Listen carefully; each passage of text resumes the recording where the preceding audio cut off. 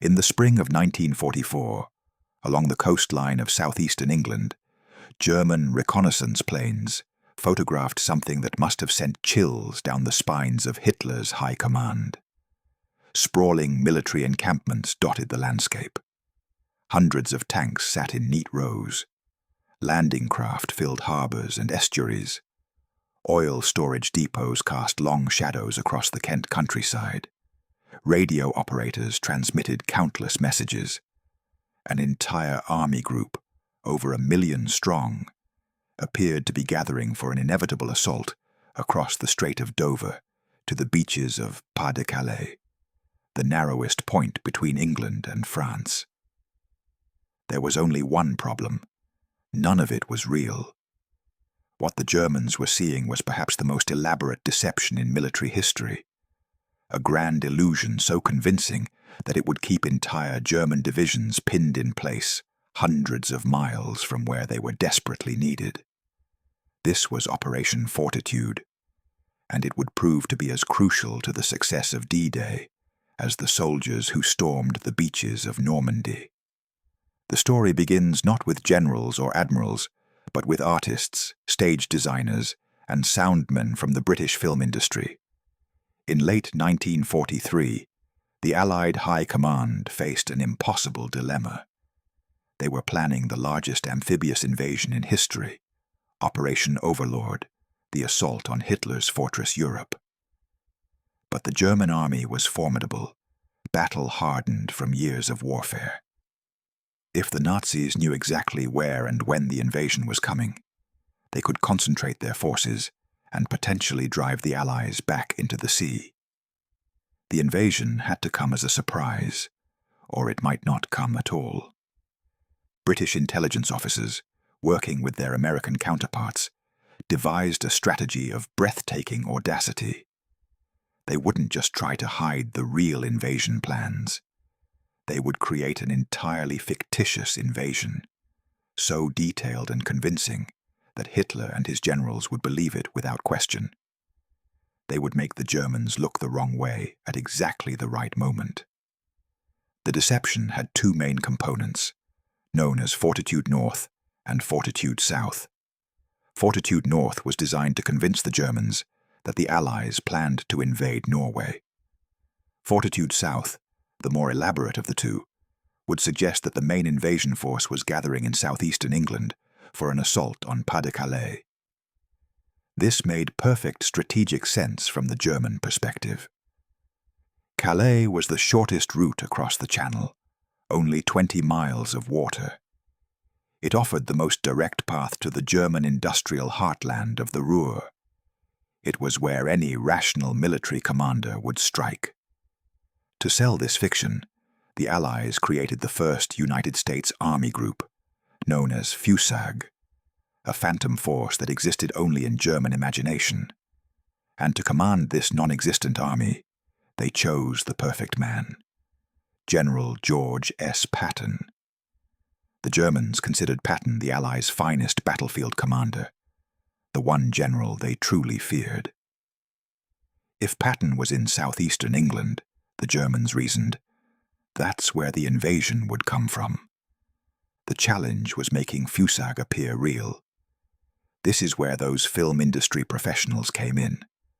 They constructed an entire ghost army from scratch. Engineers built inflatable rubber tanks that looked convincing from the air, but could be moved by just a few men. They created dummy landing craft from canvas and wood. They erected fake oil storage facilities and ammunition dumps. They laid out vast false encampments with tents and vehicles. From the ground, if you got close enough, you could tell these were fakes. But from the altitude at which German reconnaissance planes operated, or through the lens of a spy's camera, they looked absolutely authentic. But visual deception was only part of the puzzle. The Allies knew the Germans were listening, intercepting radio communications to track troop movements. So they created an entire phantom radio network. Operators transmitted thousands of messages between non-existent units. They maintained the precise radio signature of a real army group, with all the mundane communications about supplies, personnel movements, and training exercises. They even had their imaginary divisions complain about the same things real soldiers complained about: the food, the weather, the endless waiting. The attention to detail was extraordinary. When a real unit was transferred from southeastern England to the actual invasion force gathering further west, a phantom unit would be created to take its place in Fusag, maintaining the appearance of constant build-up. The radio operators even mimicked individual transmission styles. Knowing German signals intelligence could recognize operators by their unique rhythms and patterns. The Allies also planted stories in the press and allowed controlled leaks through diplomatic channels. Society pages mentioned Patton attending events in southeastern England. The BBC broadcast coded messages that seemed to be meant for resistance fighters in the Calais area. Every piece of information, every detail, was carefully orchestrated to support the central fiction. But perhaps the most brilliant aspect of Fortitude was the human element. British intelligence had achieved something remarkable. They had captured every single German spy operating in Britain, every single one. Through a combination of skillful counterintelligence work and the breaking of German codes, they had identified the entire network. Now came the masterstroke.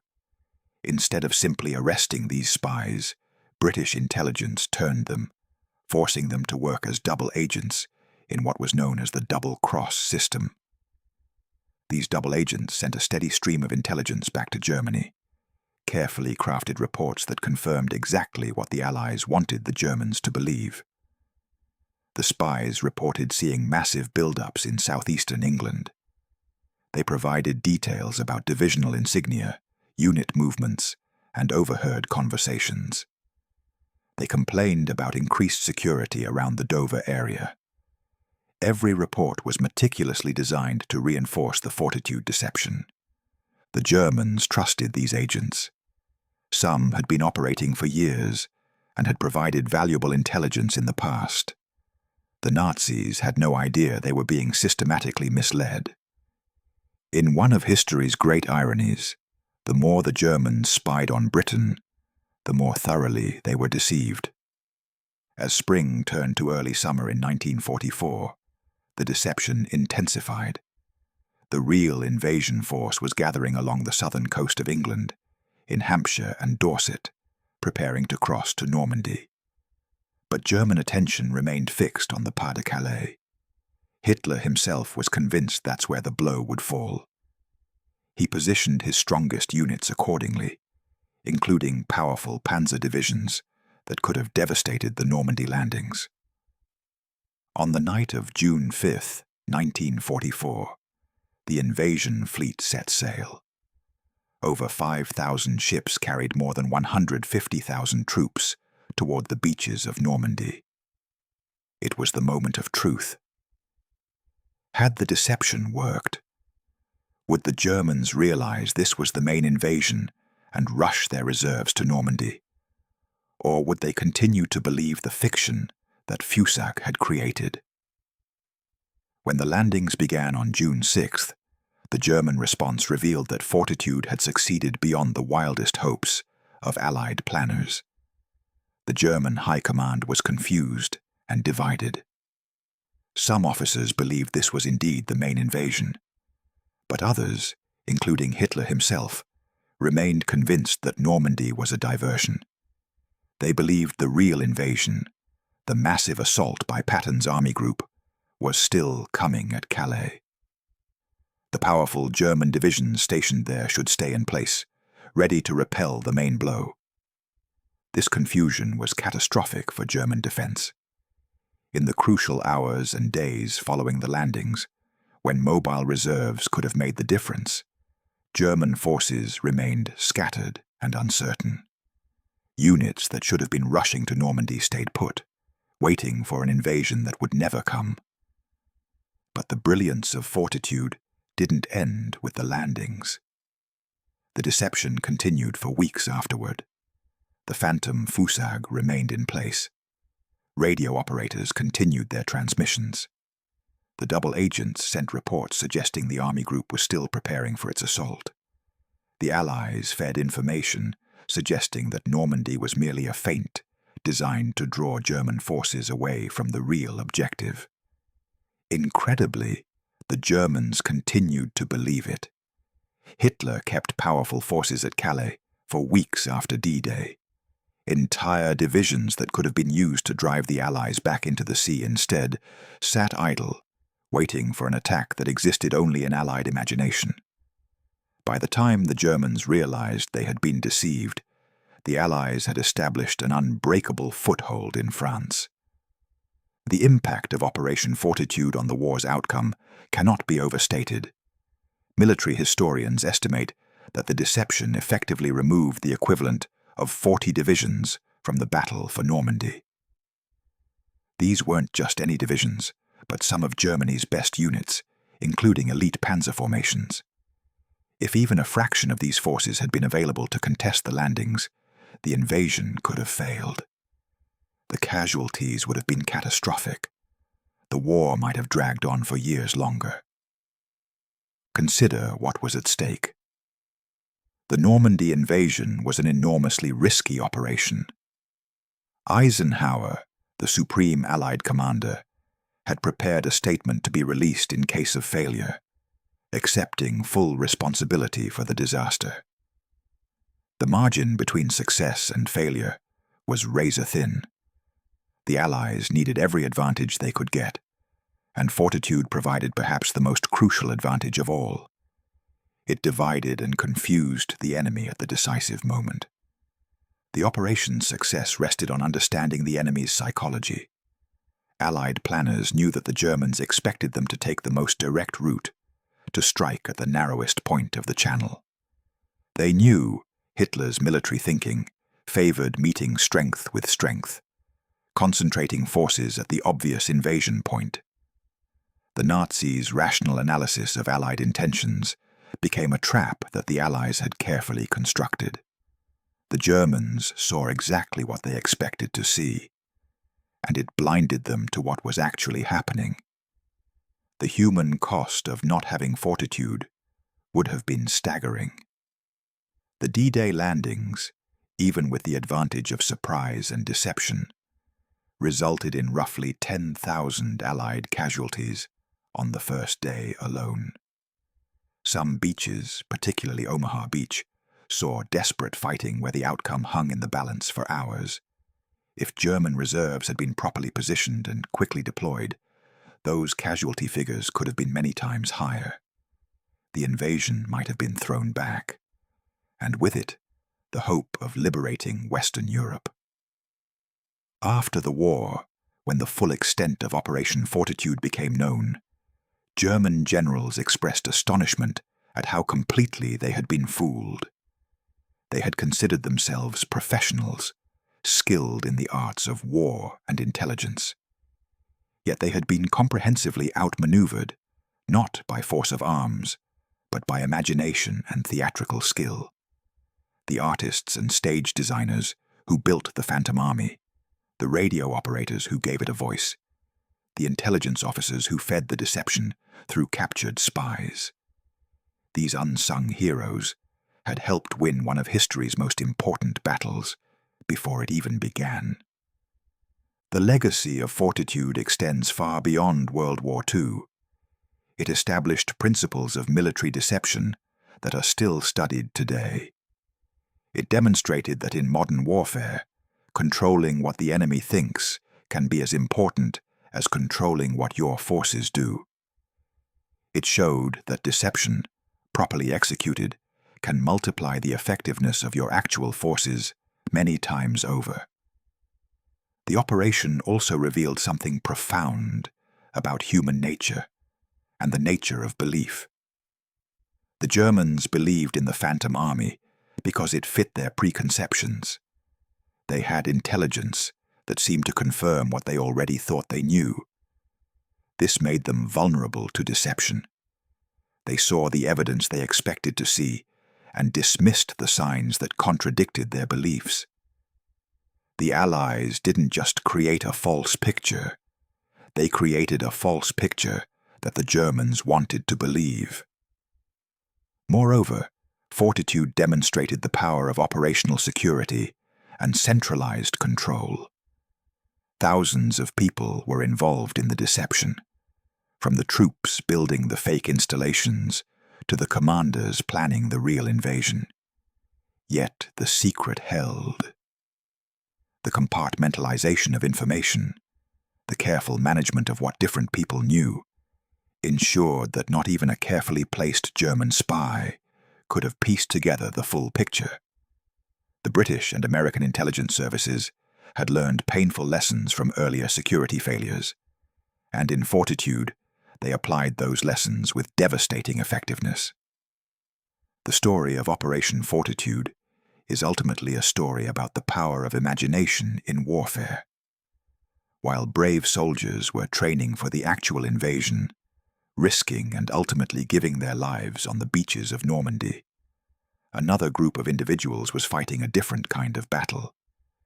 They were fighting in the realm of perception and belief, creating fictional realities and selling them to the enemy. Their weapons were inflatable tanks, fake radio signals, and turned spies. Their battlefield was the German High Command's collective consciousness. When those soldiers hit the beaches on June 6, 1944, they did so with an advantage their enemy didn't understand. The German defenders they faced were brave and skilled, but they were part of a defensive system that had been fundamentally compromised. The strongest German units were elsewhere, waiting for an invasion that would never come, seeing an army that didn't exist. This phantom force, this ghost army, saved countless lives and helped secure victory in what was perhaps the most important military operation of the 20th century. Today, if you visit the museums dedicated to D-Day and the liberation of Europe, you'll see exhibits about Operation Fortitude. You can see photographs of those inflatable tanks and dummy landing craft. You can read transcripts of the fake radio messages and the reports sent by double agents. These artifacts of deception sit alongside the genuine weapons of war, and rightly so. For in their own way, these instruments of illusion were just as important to victory as any rifle or tank. Operation Fortitude reminds us that war is not just about firepower and valor. Though those remain crucial, it's also about intelligence, creativity, and the ability to think in unconventional ways. The planners of Fortitude understood that the greatest weapon they possessed was the enemy's own mind, their own assumptions and expectations. By manipulating those assumptions, they achieved what might have been impossible through force alone. The fake invasion made the real invasion possible. The Phantom Army saved the real army, and in doing so, Operation Fortitude changed the course of history.